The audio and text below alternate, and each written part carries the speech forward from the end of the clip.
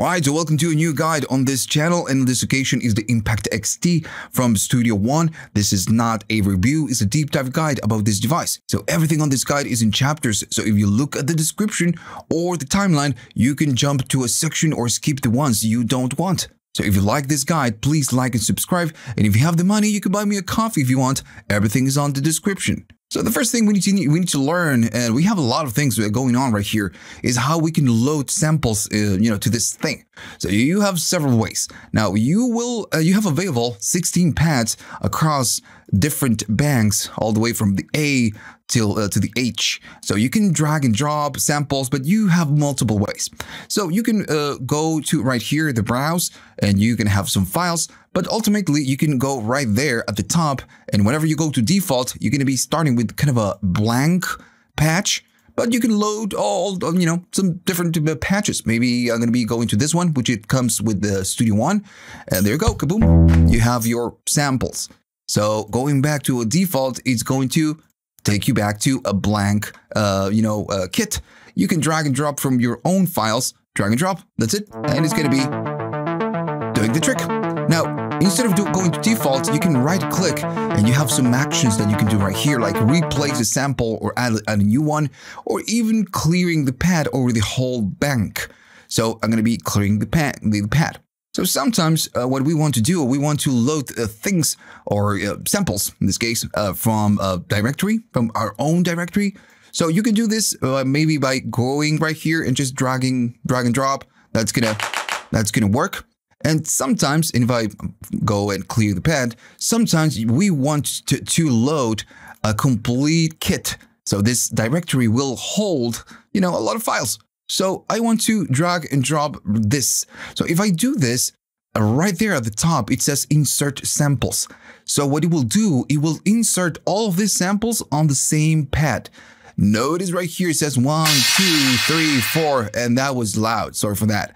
You get all the different sounds. So this is not what we want. We will talk about this later when we reach to that section. In this case, I'm going to clear the pad. And what I want to do, I want to spread all the sounds across the different pads. So to do this, you need to select everything, you drag, and you do shift. And when you hold the shift, it's going to change, and it says spread samples across multiple pads. So this is what we want. I'm going to keep holding the shift and release the mouse, the left click. And there we go. We have our, sounds, and that was loud again. Sorry for that. So I will go back to default. You have one more way to load samples. Right here, you get a plus. This one is going to be the add sample. We can do that, but we can also go to the pad, do right click, and do add sample. So this is a little bit different because it will take you will need to go to your directory. I'm already there, and you can select your sound, but you also have some information about that sample. The way the file format, the information about the file, and you can loop, sync tempo, or you can even audition the sound. So if you go to different sounds, it's going to just let you just listen to the sounds before you can add it, of course. So whenever you do okay, that is going to include the sample, add the sample to the pad. In this case, I'm just going to delete this pad. So I'm going to go back to default, but in this case, I'm going to be using the 60s A-go-go, or whatever you want to call it. I'm going to use this example, this kit, because you do have it with your Studio One. I guess it's on Studio 6. I'm not so sure. It's on Studio One 5. I don't remember right now. But I'm going to be using this one. So I'm pretty sure you have it available. So pretty simple kit. So we need to discuss what we have on the Waveform Display. But before we do that, notice that my Impact XT, it's yellow. And maybe you want to learn how to change the color. So if you go to the icon right here and you click it, you're going to have different colors. Yeah, not very intuitive, but yeah, it's cool, having different colors. And I'm going to leave it yellow because I kind of like yellow. Everyone hates yellow. I like it, So, okay, so we have this with this kit, and we want to learn now, we want to discuss what we can do with the Waveform Display. So right here, we have a visual representation of what is going on with whatever it is that you're selecting or adding as a sample. And we can do a few more things. Now with the scroll of your mouse, you just can scroll and zoom in and zoom out. And whenever you do that, you can see that this is moving. And it's because it's the same control. With this one, you can just zoom in and zoom out. Sometimes the waveform is going to be too small. So with the one you have right here at the on the sides, you can just make it wider, which is bigger in this case. Yeah, right? So cool. Now, sometimes you want to crop whatever sample that you have right here. So you have your breakpoints right here. You can just, select something else. Let me just maybe go to something. There you go, something long. I want to maybe not play everything. I want to just play this. And if you do something like that, it's just going to be playing that part. So now with zoom, you will need to just go and just fine tune your starting and your ending. So you can select it and just drag it. When doing it right from here, it's just going to do the same thing. You select and you drag, and it's going to snap to the waveform. You can see it's snapping. Same thing with here. But sometimes you don't want it for to snap. So what you can do, you can hold shift, and whenever you hold shift, it's just going to go on very small amounts. So right now, I'm not doing shift, right? So if I do shift, I'm going to need to move a little bit more, and it's going to move slowly. Just going to move a little bit, less aggressive if I don't do it with the mouse. So still, right here, you can go and adjust these values. Notice that you have a start and you have an end. So this start is going to be this one and the end is going to be this one. So if I go right there and just modify it, like this, it's going to adjust it. And notice that we cannot even see it moving. It's just very small. So if I drag this, it's going to, of course, adjust it. But sometimes you just need to make small changes and you don't want it to snap. So if you do shift on the start, it's going to do it by small values. Same thing with the other one. Let me just do something like that and go right here. And I'm going to be going there and just doing the same thing. Just going to do it by small values. It's like a fine tuning. Now notice that to go to the end and going to the start or to the left on the right, I need to zoom out, then scroll and then zoom in on that part. So you have some other controls that are really useful. So sometimes maybe you're going to be like this and you want to focus on the area that you're selecting. So right here, you have the zoom range. So whenever you click it, it's just going to zoom and put you right there on whatever you selected. Right? So super useful. And if you don't want it and you want to see the whole thing, you just click it again and you're just going to zoom out. Right? So pretty simple. So sometimes maybe you're going to be editing this and you want to go to the other point, to the end, to the start in this case. So right here, you have a left and you have a right. So this one will just take you to the left and this one will take you to the right.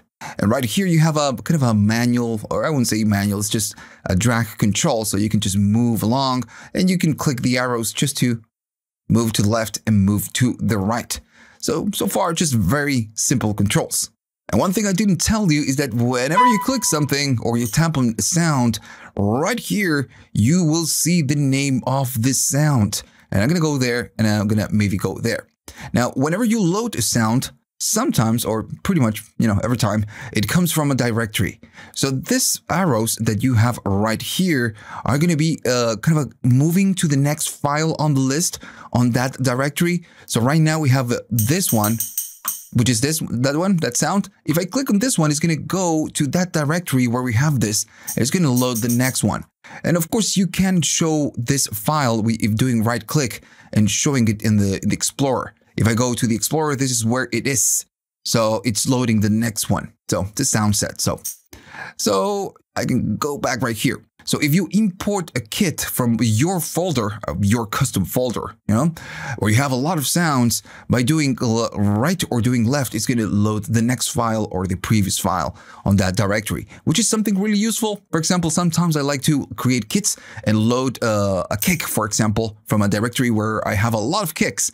And sometimes just dragging and dropping every single time we're doing just right click and add sample, it sucks. So by doing just going to the right, I'm going to be loading the next kick or the next one and the next one. So another thing that you have right here, besides this section right there on the waveform display, is the options you have right there.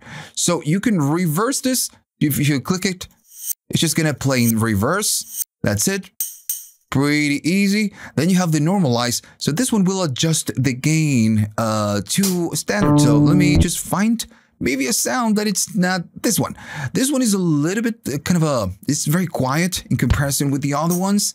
You know, the waveform. So this one will normalize it. It's just gonna kind of boost it and adjust it to kind of the full gain. Just gonna normalize it. And this is a lot quieter. Now this will do it while this is on, so you can leave it on and it's going to be louder. But if you disable it, it's going to go to the normal gain. And right here in the left, we kind of already discussed this, which is going to be the add sample. But and let me just show you with the default. So when you do this, when you select the pad and you do add sample, it's going to, of course, add a sample. And this works because you have a default or empty pad in this case. So if I do the same thing and I already have a sound, this is going to layer both samples. It's just layering the both samples. We're going to discuss this in a minute, but you need to be careful, or you need to be aware with that, that you're going to be loading two samples, because maybe you're adding a sample and it will never, it will never change. It's going to be always the same sample. And you're not going to know why, because you're not watching the part at the top right here, the markers that you had before. So that's it. So that's the part right here at the top. I believe I don't need to explain anything else. A lot of the action is going to happen with the controls that we have right here on the right side. So we're going to discuss that right now. Okay, so I'm still using that 60s kit. I'm going to keep using that. So right here we have a lot of things that we need to discuss. So I'm going to use that one. So notice that we have different colors. So you can change the colors, and that's it. This is it. This is the one. You can go right there and just change the colors to whatever you want. And if you're using a MIDI controller that can distinguish the colors, it's going to change it on your MIDI controller. In this case, I have a lot of controllers. In this case, I'm using the Atom SQ. If I change the color here, it's changing on my Atom SQ. So, and that's actually something super cool. So you can, of course, change the colors, but also it's important that this tambourine is being loaded from this file. So you have the file name right here, but the pad shows a different name. So this is going to be where you're going to be changing it. So maybe I'm going to do, I don't know, I'm going to call it duck, whatever. It doesn't matter. I'm going to be calling it duck. So this is my dog sound. So moving on, we have the trigger. And this is very important for us because it's going to define how we interact with the pads. So the first one and the default one, it's a one shot. So if you start a clean one, it's going to be always one shot. So one shot, it means that when you click or tap on your MIDI controller, you kind of start on a pad. It's going to start from the beginning of whatever you have right here. It's going to play the whole clip and it's going to die. It's going to end. So the other modes are not like that. So one shot is just one shot. It's going to play it once from start to end. So if I tap it, it's going to play the whole thing. It doesn't matter if it's long or short. It's just going to go and play it until it ends. If I end it right here, it's going to end right there, right? So that's the deal. The other ones are different. If I go to loop, this one right now it's enabling right here at the bottom. Maybe you can see it, a line. So this is the loop mode, but it's a little bit different from the one shot. You need to do something else in order to keep it playing, because this is going to be a loop. So if I just tap it and release it with my mouse, or with your controller, in this case, it doesn't matter. It's just going to start the loop and it will die because you're releasing it. So you need to press and hold, or just click and hold, and it will just go and loop from the beginning till the end. And right now, if I want to do something like that, it's just going to go and do it. Right? So pretty simple, but remember that you need to press and hold. The next one is going to be the normal one. Now, the normal is pretty simple to the one shot, but it's a little bit different. So with the one shot, when we trigger the pad, it's going to play from the beginning till the end. But with normal, it will not. You need to press and hold, and if you press and hold or tap and hold, if you want to play the whole sample. Right now, I'm gonna tap and hold. It's gonna play the whole thing, and notice I'm still holding it. I release it, nothing happens. But if I release it before it ends, it's gonna die before. So it's gonna die before reaching the end. right? So that's the main difference between one-shot, loop, and normal. The other difference is that whenever we have a mode, some of the options are going to be available, like the toggle and the ADSR controls that we have on the pitch, filter, and amp that we will discuss in a few minutes. So in the case of one-shot, we have an AHD, which is attack, hold, and decay. We're going to talk about that later. And then when we go to loop and normal, we have a standard ADSR. And then on one shot and loop, we have the toggle function. And in normal, we don't have it. So back to the one shot, I'm going to be talking about the toggle. Now the toggle is a little bit weird to explain. So right now I'm going to be going to the bass because it's a long sample and this is a kind of the perfect example. So the one shot, remember, we just play it. It's going to play the whole thing. It doesn't matter if I'm holding or not, right? So if I tap it multiple times, right, it's just going to play it, right? So if I go to the toggle now, it's going to work a little bit weird. So if I play it once, it's going to start and it's going to end. Nothing happens. And if I play it again, there's no difference so far, right? But now if I tap it and then tap it again before it reaches the end right here, is going to choke the sound. It's just going to kill it before reaching the end, right? And I'm tapping it twice. So that's the toggle. So it's like on, off, on, off. That's why it's called toggle. So then we have the loop, and the loop is a little bit different because this is a loop. So in this case, how this is going to work right here is that when we toggle it, it's going to be toggling on, and just, I'm not doing anything. I'm not holding the mouse, just toggling on. So it's going to loop forever until you toggle this off. Right? So it's a little bit confusing if you read it in a manual, but now that you see it right now, you see an example, it's a little bit easier to understand. You just toggle on and just toggle off. Now the normal has no toggle, so we don't have to do any explanation for that one. So before we can move on to the next thing, which is right here, the layers and the choke groups and everything else, right here at the top, you have the E1, A3, first and second. What the F is this? So this means, I'm going to go to my dog one. So this means that right here, this sample can be triggered with this key or this key. So this one, it says right there that this is going to be the B0, right? So it says right here, B0. But if I change it to, I don't know, something else, and you can enter the values manually, or if you have a MIDI controller, you can just play whatever you want, and it's going to be changing it. In this case, I tapped G3, just whatever key, and it's going to change it to that. So I'm going to get out of there and just get deselect it. And now we are back to what we had from before, which is the B0 and the C3. So this means that now with this one, we can trigger the same sample with two different keys. If I do B0, it's going to trigger it. But if I do C3, it's going to trigger this anyways. And I'm playing two keys on my MIDI keyboard. And actually I can maybe go right there. Let me just pin it. And if I go right there and change the layer mode, we have the B0 and then we have the C3. So maybe we can just make it a little bit, just a little bit bigger. And I'm going to go to the B0. So we have it right here. That's the B0. So if I just play something like that, it doesn't matter.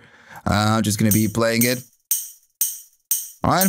But what happens if we move it to the other side, to the other note? It's going to be the C3. So I'm going to be going to C3, and that's just going to do the same trick. Right, so pretty simple. So what do we care about this? Let me just delete this.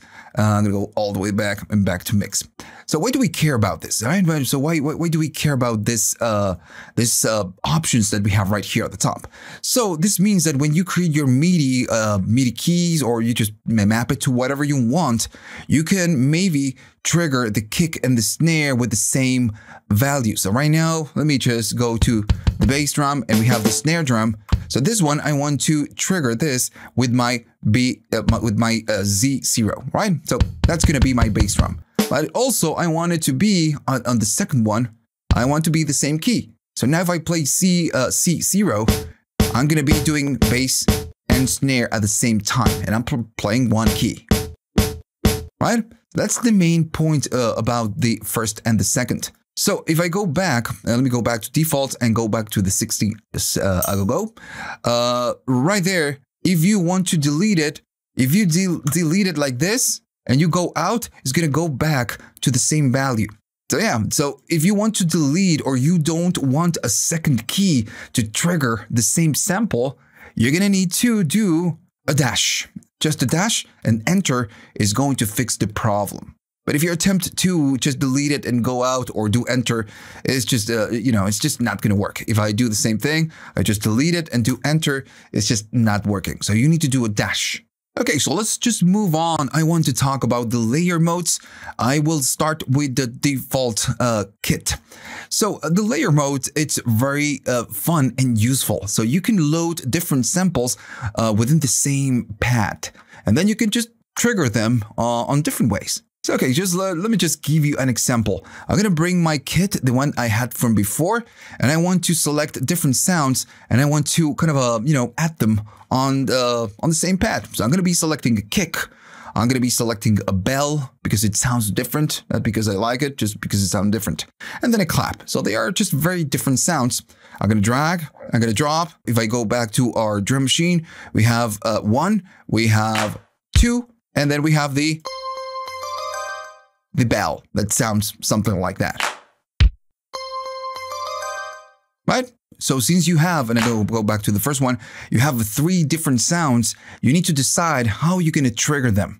So right now, if I go to the pad and just play it with my mouse, I'm doing it with the mouse, I don't have a velocity on my mouse. So I wish, we could have maybe a velocity sensitive mouse, but we don't. So it's going to be always the same velocity, right? So why do we care about this? Well, the layer modes that we have right here, the default one, it's going to be velocity. So the velocity, it's very important because it's going to decide which sample should trigger. The first one, the second one, or the third one, right? So I'm going to be going now to my keyboard. So on the C2, I'm going to do very soft. If I do soft, it's going to do that. If I do it super hard, it's going to trigger the bell. So what the F is going on? So if it's too long, you can go to all notes off, and this is going to kill the sound. So by default, the layer mode, it's velocity. So the velocity will decide which sample should trigger. How can we adjust, and decide what is going to be trigger what? So if you go right there to each block, let's call it block, or each layer, if you go to the breakpoint, it's going to tell you, okay, so this sample, the first one is going to trigger from maybe 0 to 41-42, right? So if I play something very softly, it's below 41, it's going to be playing the first sample. But the second one is going to be triggered if I do something like less than 84, up to 84. And if I do 84 or 85 in this case, and above, in terms of velocity, it's going to do the bell. So if I maybe adjust it, notice that the values are changing. So now this one needs to be really loud. I need to press the keys really hard in order to trigger this one. This one, I need to play it very softly. And this one is going to be like, the normal. So if I go to my MIDI keyboard and just do that, if I do very softly, and I'm just, doing it this very carefully, just very softly, it's going to do the clap, which is the first one. So the next one is going to be the kick. So that's going to be the normal. So it will always trigger the kick. And if I do it super hard, it's going to be the bell, all right? So this is how the layer mode works. Now, we have it on velocity. So we have other options, and the other ones are really useful because in my opinion, and my personal usage, this is just not very useful for me. Not very useful. But the other ones are. We have the round robin, and this means that it will just kind of loop through the three different sounds. So now this one just kind of doesn't matter because it's going to be playing the first, the second, the third, and so on. And it's just going to again, round robin is just going to go to the next one, and loop back. And all notes off will kill the sound. So that's the round robin. Random, I believe I don't need to explain it. It's just going to be random. Right? Pretty easy. And then we have the last one, and the last one is the best one, in my opinion. It's going to be the stack mode. So stack, it means it will play the 3 samples at the same time. So if I do it, we have a combination of the kick, the bell, and just everything else. So now it's more important than ever when you layer sounds to go to each sample right here, and you're gonna need to adjust the values. For example, the bell, it's super long and the other ones are super short. So maybe I could adjust the bell to do something else, right? Maybe I'm gonna go right there and just do something very small so we can just, you know, have it to play nicely with the other ones. Same thing with this one. Maybe I don't want to start right here. I don't want to start right there. So that's going to do the trick. Another thing that you get is that whenever you edit sample, and I can do zoom and just zoom in on that part, is that each part, each layer has its own controls. So, and I'm talking about the pitch, the filter, and the amp. So if I go to the first one and I decide, for example, that this one needs to be, you know, maybe lower in volume, I can adjust the gain. But the thing is that this is adjusting the gain for all the sounds, this one, and this one. So this is not going to work. So what you get is the edit sample. So whenever you enable this and you're standing on this one, this is going to be the amp for this section. If I go to this one, notice that now it's not, you know, like the other one anymore. So we have independent controls from each sample. Maybe this one now is just too loud. Maybe I can do a little bit of filtering. Maybe on this one, I can do some filtering and do a little bit of resonance. And just like that, you can edit, you know, each sample so you can create a good stack, because that's the name of the layer mode. You can just stack it and have a good combination. So now my combination is going to be like that. If I do edit sample again and I get out of that mode, we are back to the overall or the global control for that pad, right? So you need to remember when you are in that mode, and you will notice it because it's not blue anymore. Right, so what if on this sample, or maybe on the whole controls, you just want to go back to the beginning, right? You made some changes like that, and you don't like them. So whenever you do reset, it's just going to go back to the default values. And if I go to edit sample on this one, again, if it's selected, remember you need to select it. If you go to reset, it's going to reset the whole thing back to default, which is super cool, because sometimes you do things, you do some experimentation, and you don't like the things that you do. You can always just, you know, go back. Okay, so I'm gonna go back to my bell, remember? The one I had before? So I'm gonna be using that sound because it's very long. It's gonna help us to understand what's gonna go with the choke groups. So for now, I'm going to do all notes off.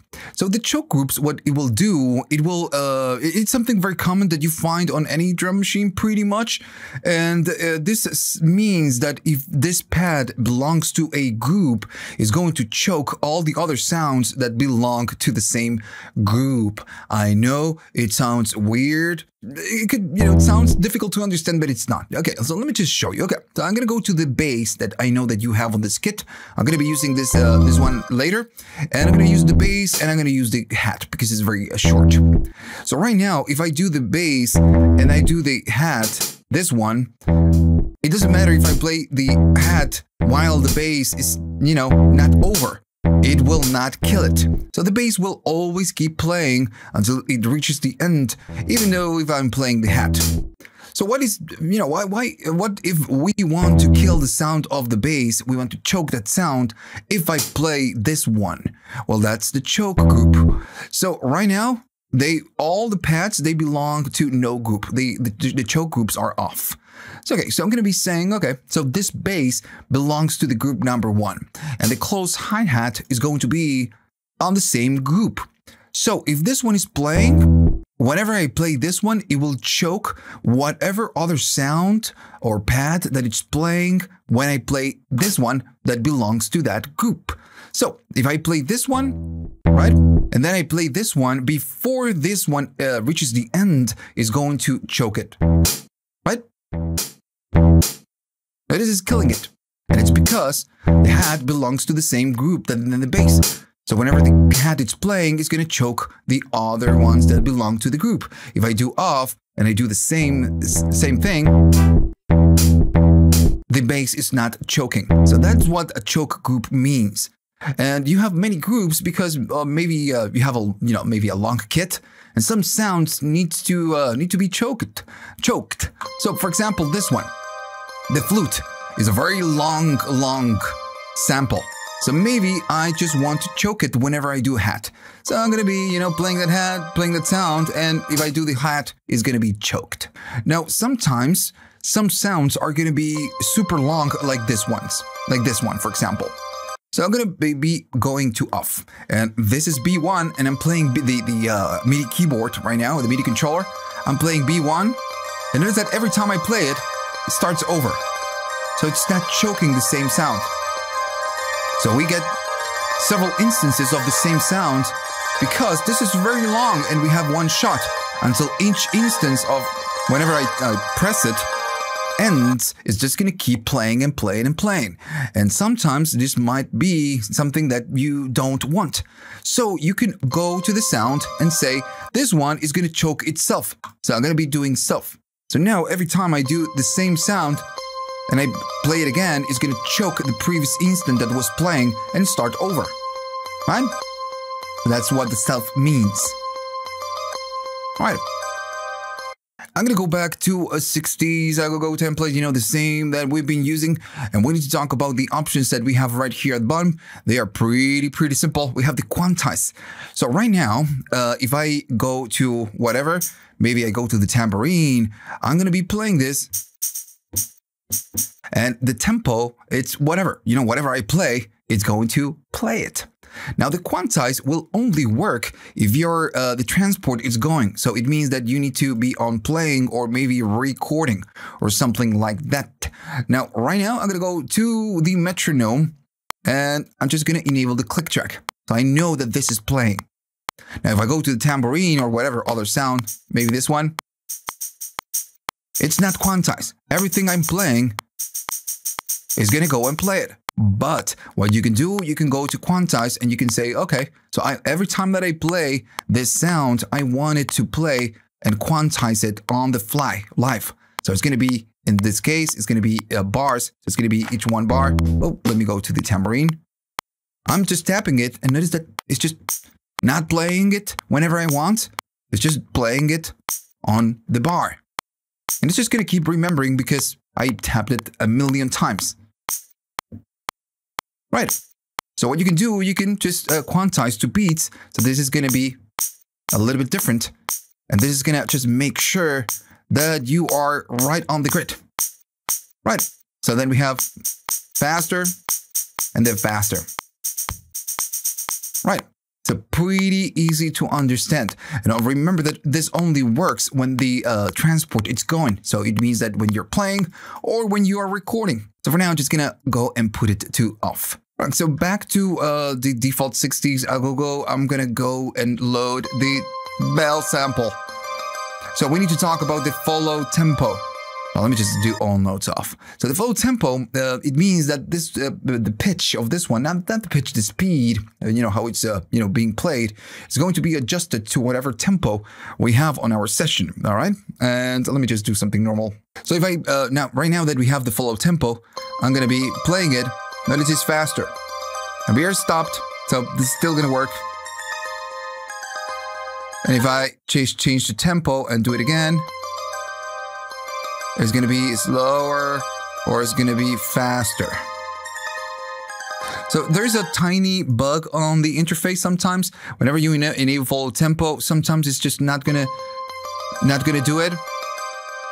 Like now. So in this case, I just disable, just go right here, go out and go again.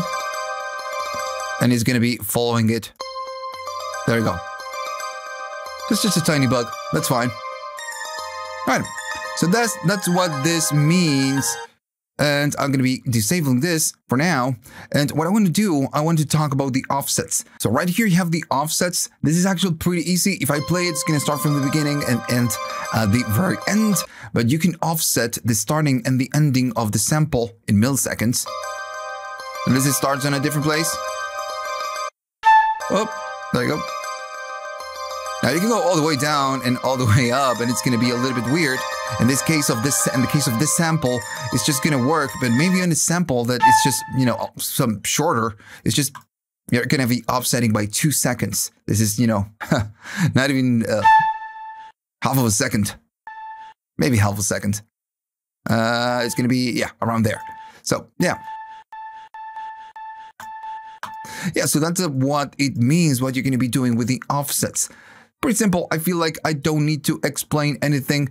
Remember that everything that you do right here will affect how the sample works, just like we are just, you know, funking up this one. Right, so now it's time to talk about the pitch. And for now, I'm just going to be going to 60 second go just to make sure that you you have the same pads that I have right here.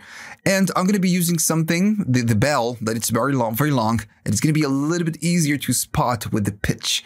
But you can maybe use the bass because it's a little bit longer. Now, if you have a sample that it's long, just like the one I had from before, you know, the bell one, you can load that sound. In this case, this one is going to be a little bit easier for me or for us because we can hear the pitch going up and down very slowly when we, you know, manage this. So if I play the sample, we can go up in pitch, we can go down in pitch, and it's going to go really slow. Right. Doing all notes off will stop the playback. And with this one, with the tune, we can go in cents, which is very, you know, small amounts. Right. So that's pretty much what we can do. Pretty simple. I believe you already knew this. Okay, so let's talk about this control that we have right here. And this one, the controls, the HD and then the ADSR belongs to this one. Now, this one is the velocity. So the main purpose of this ones are doing some kind of modulation. So we can pitch down or we can pitch up.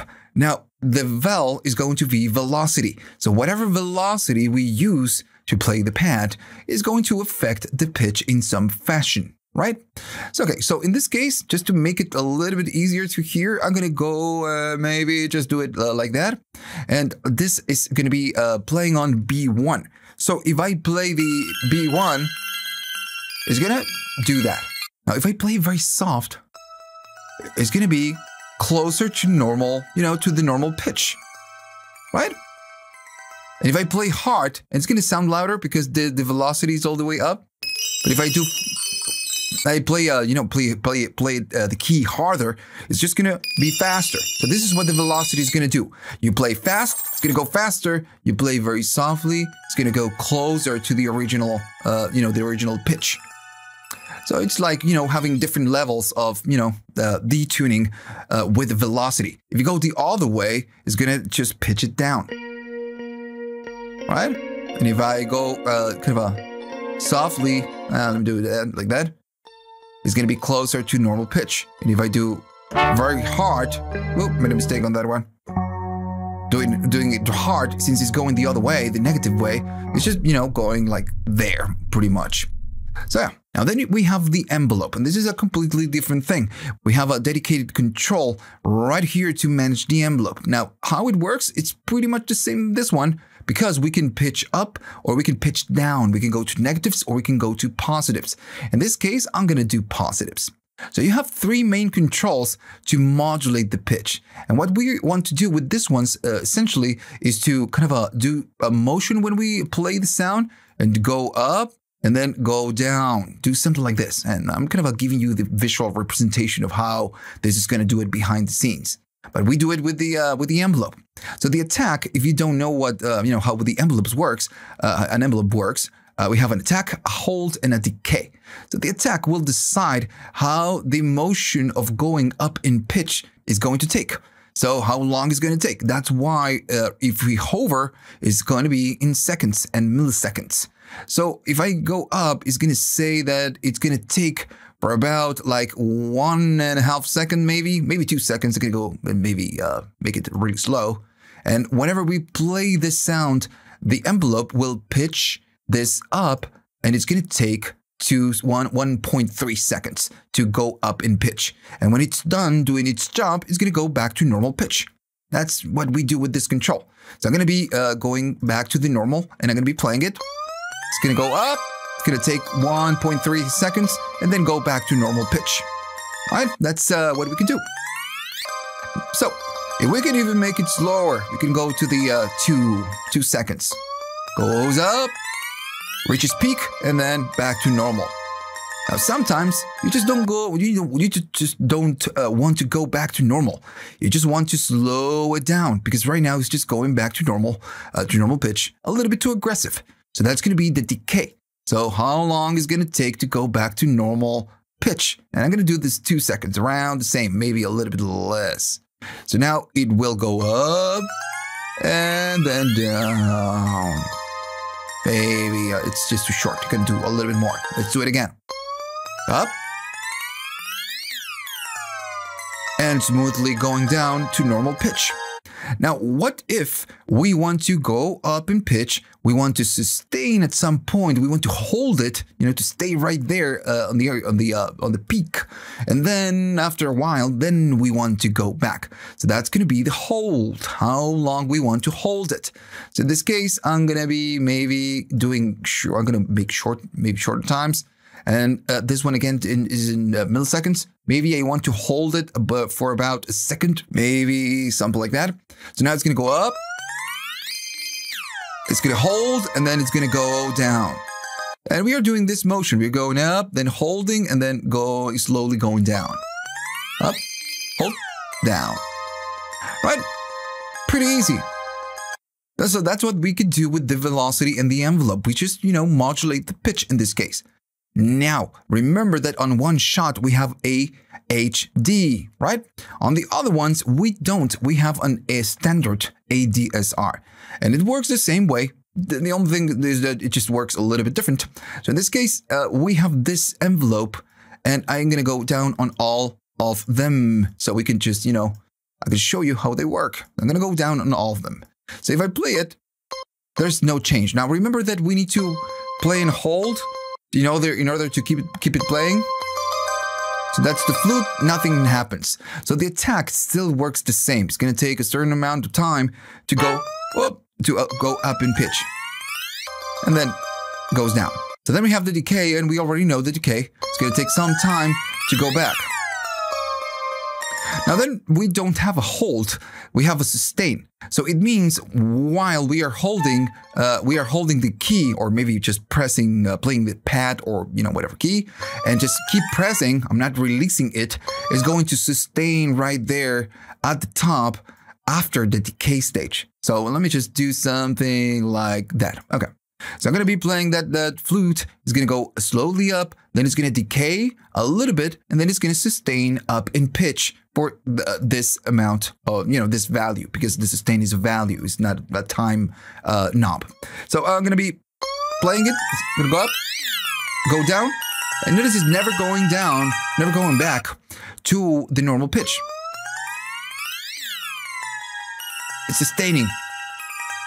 Now, what happens if I release it before it reaches the end? We're going to do it. I'm going to play up, down, sustain. I'm going to release it, and the sound dies. Now, the problem right now with this is that whenever I release the pad, I play it, and I just release it, the sound dies. And the envelope has a saying on this. So we have the release all the way down. Just to show you how this works, we're going to talk about this in a minute. I'm going to go all the way up on the release, just to show you how this works. So now when I release the key or release the pad, it's going to take some time for the sound to die. I'm going to talk about this in a minute.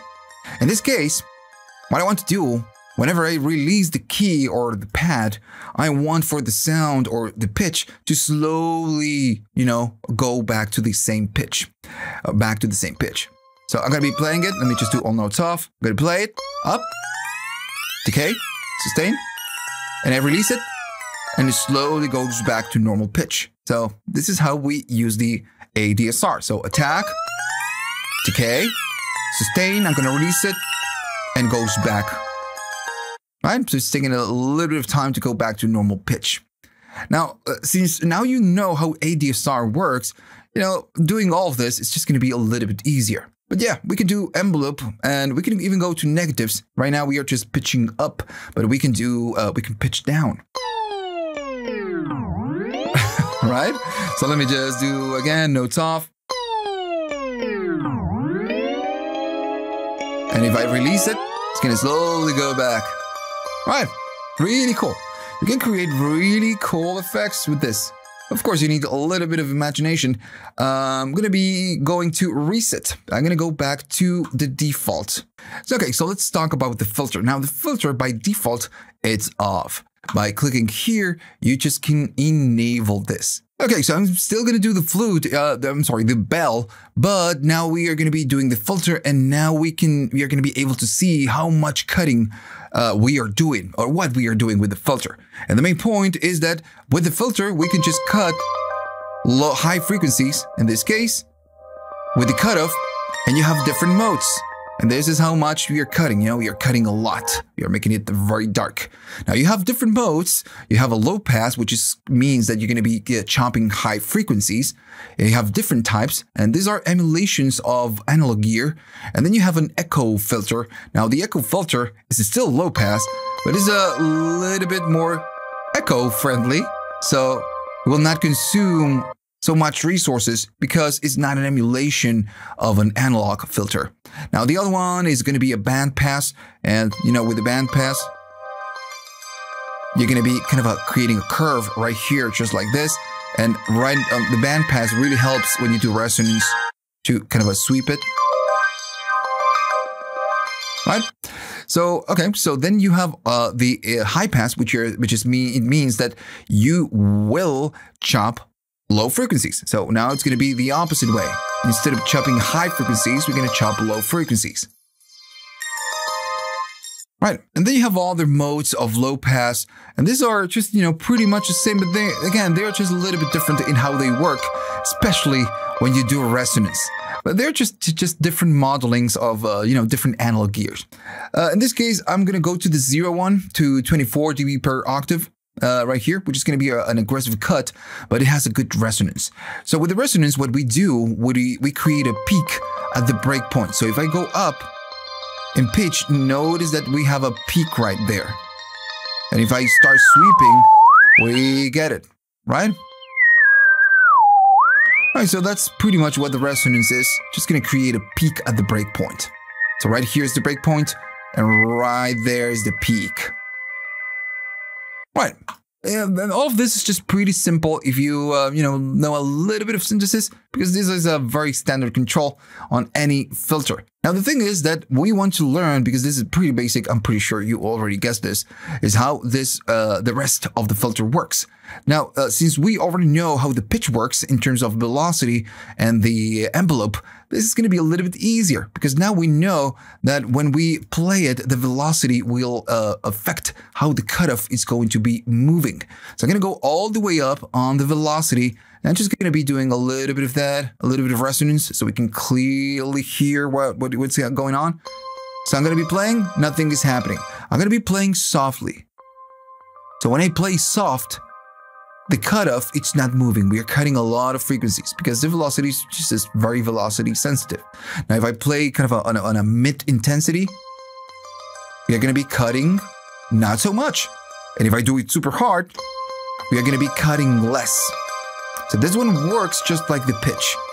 Depends on the velocity, the cutoff is going to cut less or is going to cut more. So, okay, so that's the velocity. The velocity, I feel like I don't need to explain it now since we know it from the pitch. Then we have the envelope, and the envelope works the same way. So if I go up, what we want to do, we want to modulate the filter up and then down in some fashion, and we can sustain in some point in between. Now, remember, we do have a release stage the same way we do right here. So if I go up on the release on the amp, I'm going to be able to hear it. Now, for now, we are just going to go all the way down, and we're going to hear how the cutoff works. So I'm going to be playing the same sound. And we can hear it kind of going up. And for now, I'm just going to go to one shot. So it's taking a little bit of time going up. Right? And then it will just abruptly go back to the cutoff. So behind the scenes, what we are doing is we are going slowly up in some fashion, and then very fast, it's just going to go back to the original position. How we go back, well, depends on what we have right here. I'm going to go to normal maybe. We'll have the decay stage. How long it's just going to take to go back to the normal stage, to the normal cutoff position. So I'm going to go play it. It's going to go up. And then after a little while, it's just going to go back, but it's going to take it some time. So now what we are doing is going up and going down like this. It's not so abrupt. And then just like we did before with the pitch, we can sustain at some point if we keep holding the keys. And I'm holding. So it's going to stay right there at the top. Now, as soon as I release it, it goes back to the original position. So it means that if we want to slowly go back to the original position, we need some release. So if I do it again, it's going to go up, go down, sustaining, and I release the keys, and it's going to take some time to go back. Right, so just very simple controls. If we do more resonance, it's going to be a little bit more obvious, a little bit more annoying, but more obvious. Now it goes back, sustains, and then I release the key, and it's entering the release stage. All right, so I feel like after talking about the pitch, we don't need to do a lot of explaining with this one. I'm going to go maybe back and just do a little bit of filtering. Right. So just with any filters, especially with analog filters, you still get it with the other one, but you know, especially with the analog, you get a drive control. And then you have a punch and you have a soft. This is just something different. But with analog filters, you can drive the signal. So if I drive it, notice that it's just really overdriven. And if I do resonance, right, let me do it again.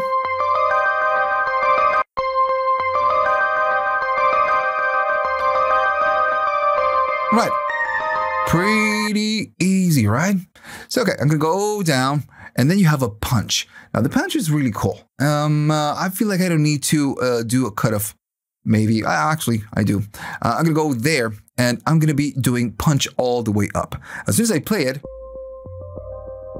I'm going to maybe put this one on self-choke, so I don't need to, you know, go all notes off every time. So this one, the punch, what it will do, it will just give you a little boost on the initial sound when the transient plays. Notice that it's just louder at the beginning. And without the punch, it's going to be, we don't get that transient at the beginning. Now this is something, this filter, so the filter comes from the Mai Tai. You know, parts of this comes from the Mai Tai. So you also get this punch on this synthesizer from Studio One. Right, so since we get the filter from the Mai Tai, we also get a soft. Since all of this are just emulations of different filters, we have kind of two types, just variations of the filter. So soft, it means that it's going to sound brighter, but when it's on, it means that it's going to sound kind of a little bit more dark, and it's going to sound a little bit warm, right? That's the point, to add warmness.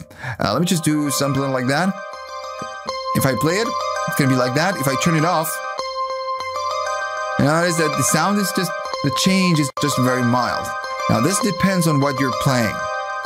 And especially if you're doing resonance and you're doing drive and you're using one of the emulations. So a little bit warmer. But again, it's just a very mild. So that's the filter. I'm going to go back to reset. So we need to cover the amp. And now again, since we already know this one is going to be a piece of cake. Now the amp, what it will do, it will control the volume. Right now, the velocity is controlling how the sound goes up, goes out. You know, if it's going to be quiet or it's going to be loud. So if I go to the flute and I play something and I play soft, the sound is going to be very quiet. But if I play hard, it's going to be very loud. So this is going to be the velocity that it's kind of reacting on the gain amp, or actually the amp. But if I go all the way down, now the velocity, it doesn't matter anymore. It's going to be always the same. It's going to be, it's going to be the same volume. So if I play soft, it's going to be loud. And if I play hard, it's going to be loud. So it depends on what you want to do. If you want to disable the velocity for this pad and not the other ones, notice that they are independent. This is not a global thing. And okay, so that's pretty easy to understand. Now, of course, you have, let me just go to the key. You go up in volume and go down in gain, you know. Pretty easy, and you can pan it to the left or to the right. I feel like I don't need to explain this. Now, on the filter, I didn't explain the AHD, so maybe you want to take a look. If you don't understand how this works, maybe you want to look the pitch section, a cover, you know, how this envelope works right there. So we need to talk about this. It's pretty simple. It works the same way, but this is going to rule volume. Right now, what you have right here is called an AR, and all the values that are 0. So this means that when you play something, it's going to start playing, and when you release the keys, it's just going to stop playing it. That's, you know, what the amp is doing.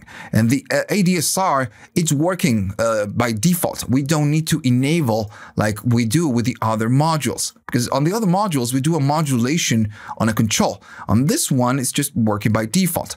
So it means that if I do a little bit of attack, the sound, and you know what, I'm going to go all the way down, the same thing we did before.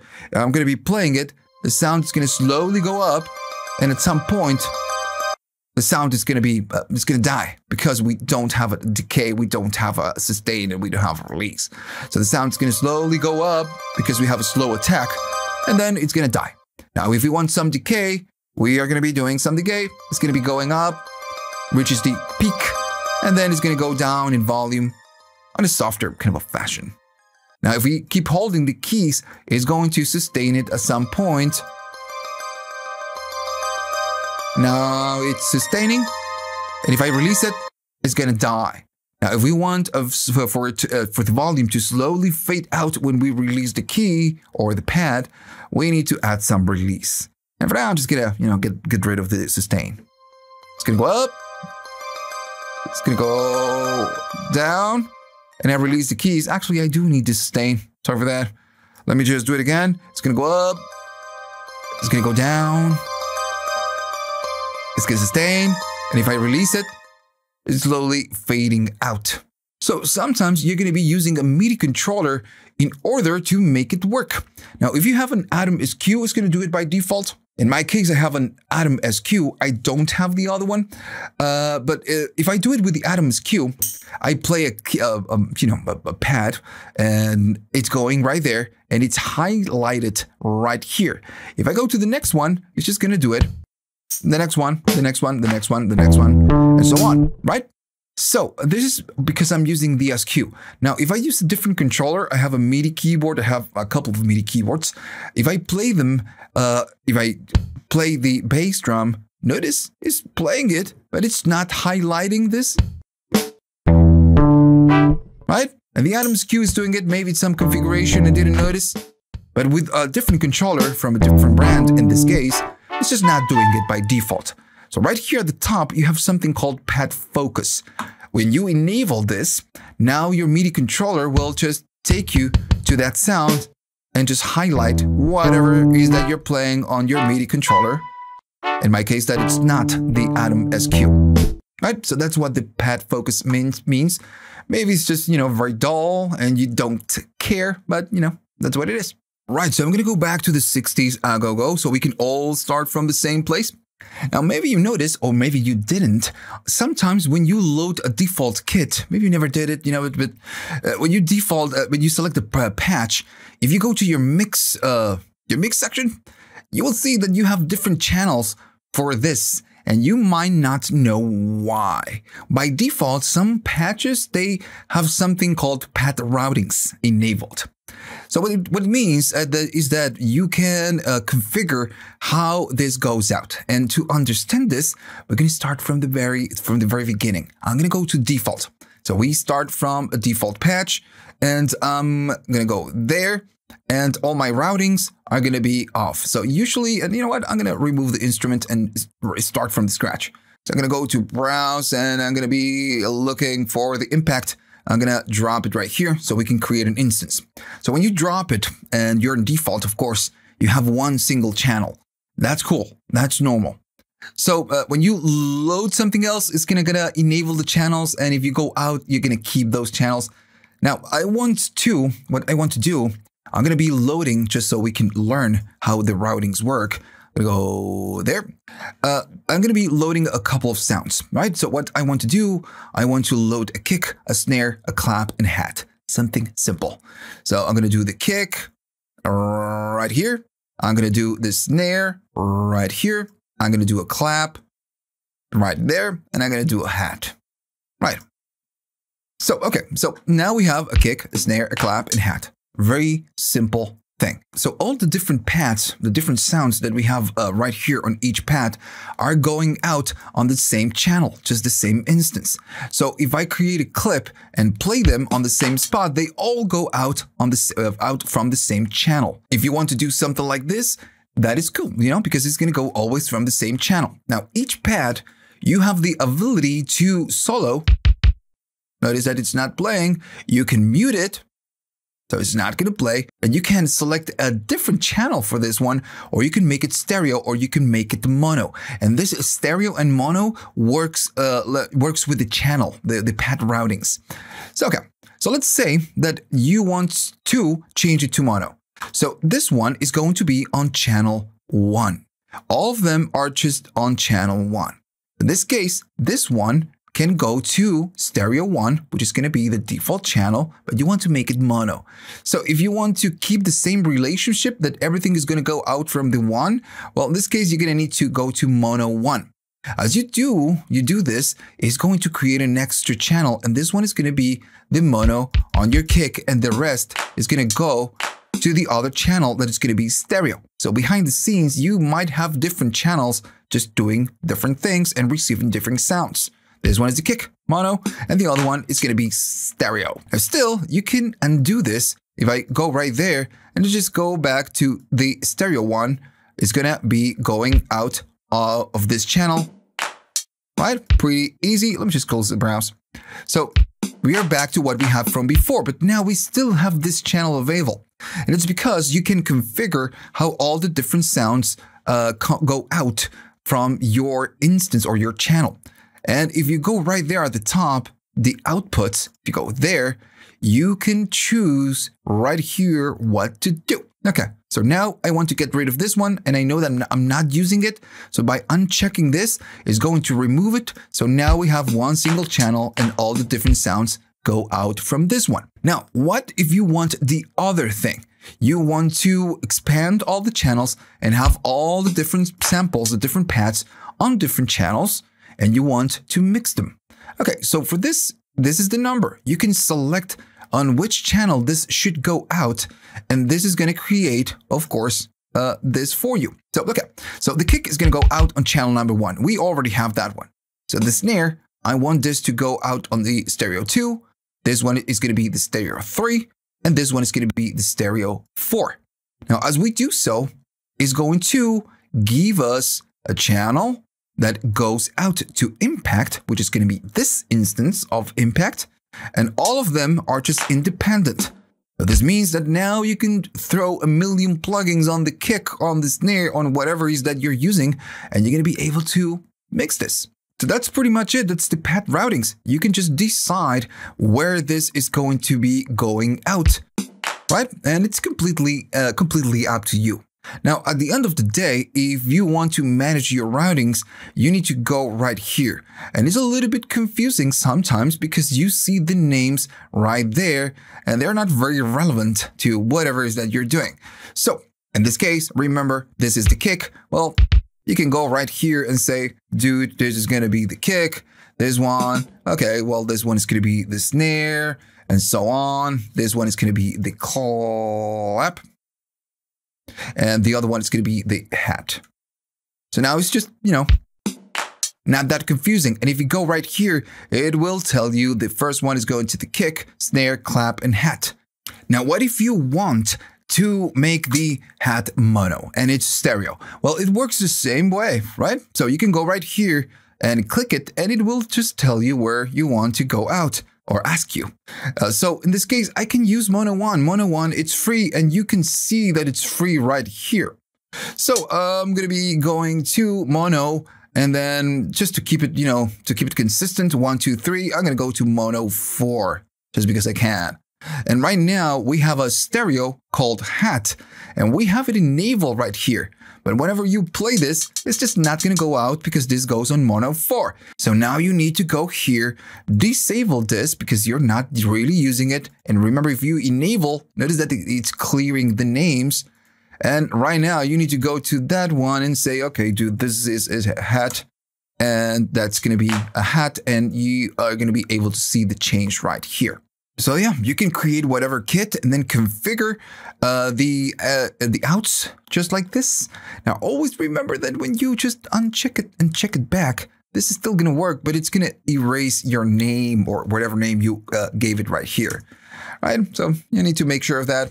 So, okay. So now what I want to do, I want to create a new clip. I'm going to go right there and I want to do something simple because I want to show you something else. So I'm going to do, just a kick again, then just something simple. Okay, so we have a tiny loop. And if I play it, it's going to sound like crap, but that's fine. So remember that now we have everything going on its own channel so we can start mixing and doing our magic the way we want to. Now, the thing is, my problem, and it's not a problem, it's just the way you like to work. So maybe you want to keep this right here on the same channel, and that's fine. That's how it, maybe you want to keep it. But sometimes you have a lot of things going on right here, and you want a more visual representation of all your kit. So since you're using one instance of Impact, but you have several channels, what you can do, you can convert whatever MIDI or whatever you have right here to multiple tracks right here.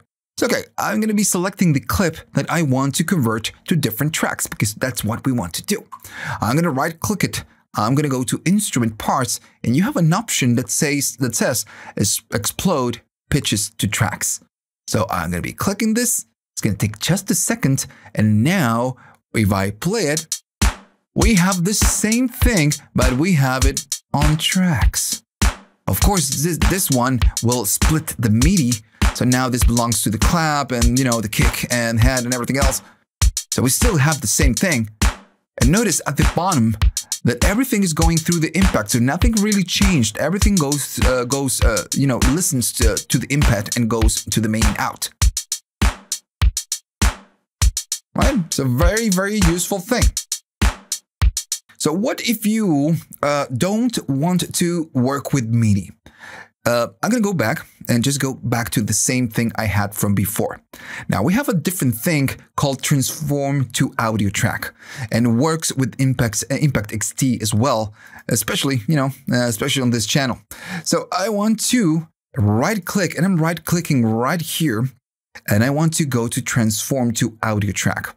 So when I do so, it will ask you, what do you want to do? And right here, you need to select, the correct options. It's render all channels. Remember, we have several channels right here at the bottom.